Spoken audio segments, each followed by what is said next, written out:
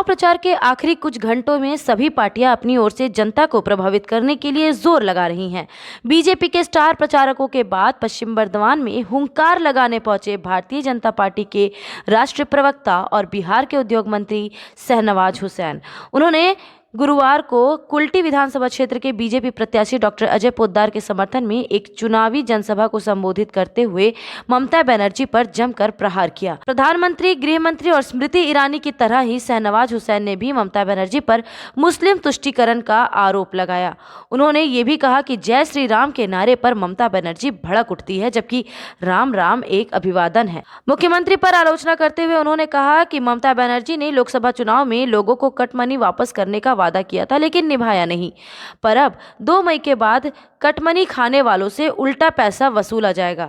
हुसैन ने कहा कि टीएमसी को हटाकर लोकतंत्र को बचाना है और परिवर्तन लाना है। मैं आपसे कहने आया कि हम लोगों को समाज में किसी को छोड़ कर नहीं चाहिए, हम सबको लेकर चलेंगे। हम लोग एक पैमाना लेकर चलेंगे कि समाज में किसी को नाजायज परेशान नहीं करेंगे। जो यहाँ पर भाई बहन आए इतनी बड़ी तादाद में, उनसे कहना चाहता हूँ, कोरोना काल में भी आप आए हैं, मास्क पहन कर आए हैं, सोशल डिस्टेंसिंग का ध्यान रखा है। हम लोगों ने पूरा यहाँ पर मंच पर चढ़ने वालों पर 2-2 गज की दूरी देखिए, ये भी लगा के रखी। 2 गज की फोटोग्राफर जरा 2 गज हटा, 2 गज की दूरी लगा के रखी। इस काल में भी आप इतनी बड़ी तादाद में आए। मैं आज आपको कहना चाहता हूँ, आपकी उम्मीदों पर खड़े उतरेंगे। दीदी हमारी भी थी, आपकी भी दीदी थी, लेकिन क्या करें, अब दीदी दीदी नहीं रही, पीसी हो, दीदी बुआ हो गई। और बुआ जो दीदी जो होती है, जब उम्र बढ़ती है तो लोग बुआ जी भी कहते हैं कि नहीं। हमारी तो दीदी है, लेकिन बंगाल के नौजवानों की बुआ बन गई। लेकिन बुआ बंगाल के नौजवानों की नहीं बनी, सिर्फ अभिषेक की बुआ बन गई। मेरा अभिषेक कैसे कमाएगा, कैसे कोयला में माल कमाएगा, कैसे कटमनी वसूलवाएगा, कैसे पैसा जमा करेगा। दीदी को बंगाल की चिंता नहीं, अभिषेक की चिंता। पहले दीदी को बंगाल के लोग बहुत अपना मानते, वो गरीबों की तरह रहते थे। लेकिन दीदी तो हवाई चप्पल पहनकर चलती, लेकिन अभिषेक बड़ी बड़ी गाड़ी में घूमता है। क्या हो गया, कौन सा कारखाना खोला था उसने, कहां से आ गया माल इतना। ये देखिए टीएमसी का नेता, पतला पतला नेता टीएमसी का 10 साल में मोटा मोटा हो गया। भाइयों, ये मोटे मोटे नेताओं का वजन घटवाना है, इसलिए इस हो गया ना। ठीक है, आज आपको कहने आया, इस बार परिवर्तन तय है। किसी के बहकावे में मत आइएगा, किसी के कान, आपके यहाँ हमारे यहाँ कान फुकवा सा होता है बिहार में, कान में आके फूके, जीत रहा है, वो हार रहा है, ये अच्छा नहीं, वो अच्छा नहीं। पार्टी के जो लोग हैं उनसे भी कहना चाहता हूँ, एकजुट होकर चुनाव लड़िए। एक एक सीट का महत्व है, मिलकर लड़िए। ये बड़ी लड़ाई है, इसमें कोई छोटी मोटी बात होगी तो हम लोग आपस में बैठ के कर लेंगे। लेकिन सवाल जब बंगाल को बचाने का हो, परिवर्तन का हो, उसमें हमें कहीं से चूकना नहीं है, बल्कि हम लोगों को पूरी जिताना, हम लोगों को आगे ले जाना। ये कोरोना का संकट आया है, इस संकट में हमको इस बात का ध्यान रखना है कि आइंदा कोई दिक्कत नहीं आए, दुश्वारी नहीं आए। तो मेरे आने की लाज रखिएगा। कोरोना काल में भाषण छोटा होना चाहिए, ज्यादा देर लोग बैठ जाएगा वो भी नहीं। आप लोग मास्क में आए, आप पोद्दार जी को भारी बहुमत से जिताइए। मैं आपको एक वचन देकर जाता हूँ, पोद्दार जी जीत कर जाएंगे, सरकार हमारी बनेगी, तो हम आपके यहाँ हाजिरी देने के लिए, आपका अभिवादन करने के लिए, आपका शुक्रिया अदा करने के लिए फिर से कुल्टी आएंगे। बहुत बहुत धन्यवाद। देश के अंदर कोरोना से बड़ी लड़ाई को राज्य की सरकारें और केंद्र सरकार मिलकर लड़ रही है। यहाँ दीदी को छोड़, दीदी तो सिर्फ चुनाव लड़ रही, कोरोना से क्या लड़ेगी दीदी। तो चुनाव लड़ने से पहले हर जगह जाइए, उनका वर्कर कहता खेला होवे, खेला होवे तो खेला में उतरोगे तब तो खेलोगे। वो दीदी नंदीग्राम के लोगों को इल्जाम लगा रही है। तो तो वहाँ ये देखिए दादा का फोन आया, घर से कौन है? आज सुबह कलकत्ता, मैंने भी कभी नाम नहीं लिया, प्रधानमंत्री भी नाम नहीं लेते, बोलते दीदी, ओ दीदी। अब दीदी बोलने पे, जय श्री राम बोलने पर दीदी भड़क जाती। अरे दीदी की जय हो तो कोई बात नहीं, सोनिया माता की जय हो तो कोई बात नहीं, लेकिन जय श्री राम हो गया, उस पे क्या पैर है? अरे राम जी ने दीदी आपका क्या बिगाड़ा? या राम जी ने सपने में कह दिया कि दीदी आज 2 मई दीदी गई इसलिए गई, ऐसा तो नहीं। राम जी से क्या पैर? हम लोग कहीं जाते हैं बिहार में, कोई कहता है नमस्ते, कोई कहता है अस्सलाम वालेकुम, कोई कहता है राम राम, कोई कहता है जय श्री राम। अभिवादन का तरीका है। कोई फोन करेगा अपने यहाँ बिहार में, अंग्रेजी खूब बोलता है, गुड मॉर्निंग सर, हिंदी में बोल गुड मॉर्निंग सर, वो कह देता है। अगर कह दिया गुड मॉर्निंग कह दिया या जय श्री राम कह दिया, सलाम कह दिया, इसका मकसद क्या? अभिवादन। दीदी इस पर भी नाराज हो गई, गुस्सा होकर बैठ जाती। दीदी ने सांठ गांठ कर लिया था, हर इलाके में गुंडा तैनात कर दिया।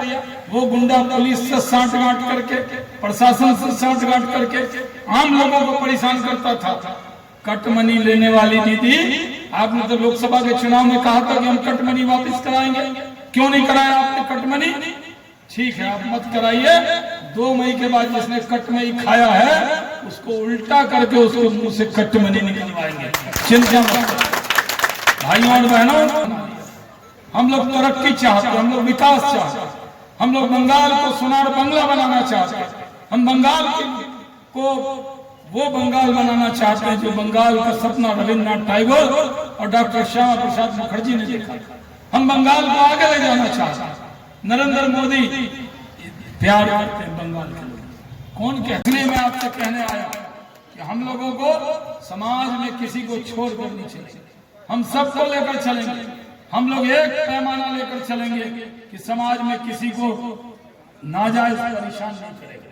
जो यहाँ पर भाई बहन आए इतनी बड़ी तादाद में, उनसे कहना चाहता हूँ, कोरोना काल में भी आप आए हैं, मास्क पहन कर आए हैं, सोशल डिस्टेंसिंग का ध्यान रखा है। हम लोगों ने पूरा यहाँ पर मंच पर चढ़ने वालों पर 2-2 गज की दूरी देखिए, ये भी लगा कर रखी।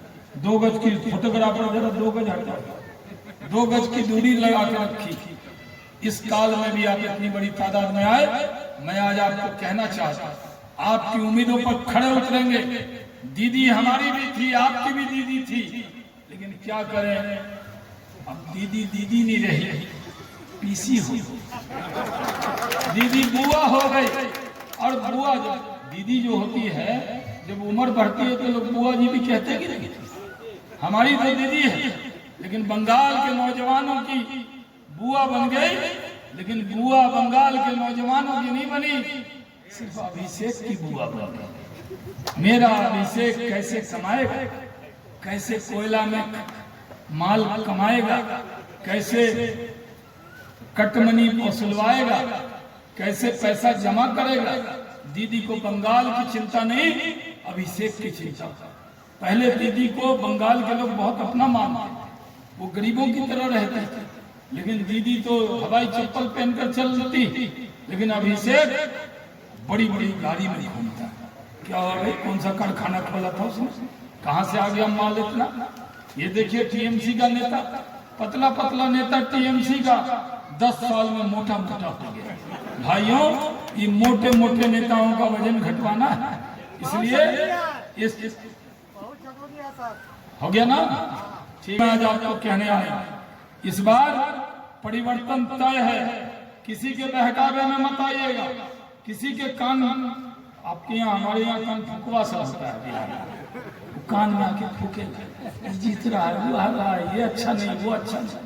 पार्टी के जो लोग हैं उनसे भी कहना चाहता हूँ, एकजुट होकर चुनाव लड़िए। एक एक सीट का महत्व है, मिलकर लड़िए। ये बड़ी लड़ाई है, इसमें कोई छोटी मोटी बात होगी तो हम लोग आपस में बैठ के कर लेंगे। लेकिन सवाल जब बंगाल को बचाने का हो, परिवर्तन का हो, तो उसमें हमें कहीं से चूकना नहीं है, बल्कि हम लोगों को पूरी जिताना, हम लोगों को आगे ले जाना। ये कोरोना का संकट आया है, इस संकट में हमको इस बात का ध्यान रखना है कि आइंदा कोई दिक्कत नहीं आए, दुश्वारी नहीं आए। तो मेरे आने की लाज रखिएगा। कोरोना काल में भाषण छोटा होना चाहिए, ज्यादा देर लोग बैठ जाएगा वो भी नहीं। आप लोग मास्क में आए, आप प्रकार जी को भारी बहुमत से जिताइए। मैं आपको एक वचन देकर जाता हूँ, उद्दार जी जीत कर जाएंगे, सरकार हमारी बनेगी, तो हम आपके यहाँ हाजिरी देने के लिए, आपका अभिवादन करने के लिए, आपका शुक्रिया अदा करने के लिए फिर से कुल्टी आएंगे। बहुत बहुत धन्यवाद। आसनसोल के इलाके वहाँ इतना मुस्लिम भाई लोग भी स्वागत किए, कहा परिवर्तन चाहिए, क्योंकि वहां पर तो टीएमसी के लोगों ने लोगों को ड्रग की आदत लगा दी, वहां 10 तरह की बीमारियां लगा दी।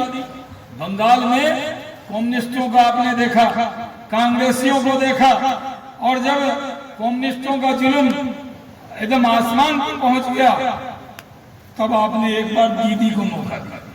अब दीदी को मौका दिया, हमारी भी दीदी